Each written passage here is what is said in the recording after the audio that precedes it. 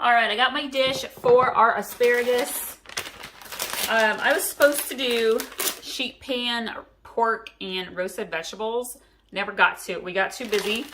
And I've got this asparagus that's been sitting in the freezer. If you have fresh asparagus, that's even better. Perfect. Always use fresh. Love using things fresh from the garden. However, I need to use these up, and so I thought it would pair perfectly with our cheesy potatoes and our ham for dinner tonight.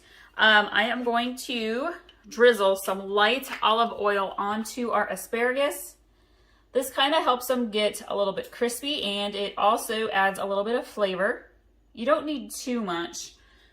And then we are going to sprinkle a little pepper, a little sea salt, and I've got some garlic Parmesan seasoning. This particular one really is like aromatic. It smells so good. We use this on everything. All sorts of roasted vegetables like zucchini and carrots, some squash for putting that into the oven. Originally, this is what I was going to put on our sheet pan dinner that I never got to.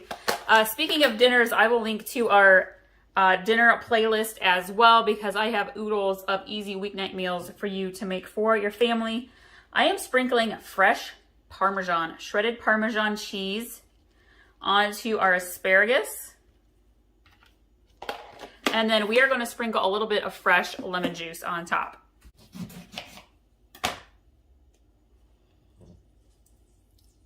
It doesn't take a lot. You don't want it to be too citrusy. I'm only using half of a fresh lemon. It's probably about a teaspoon total if you're using lemon juice out of the little container.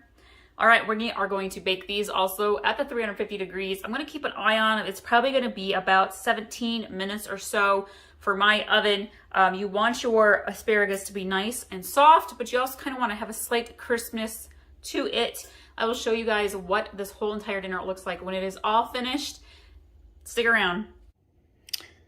Here are the cheesy potatoes. We have the Parmesan lemon asparagus and our cherry glazed ham steak. Thank you all so much. Thank you for sharing this recipe with your family and friends. Be sure to subscribe, and we'll see you next time.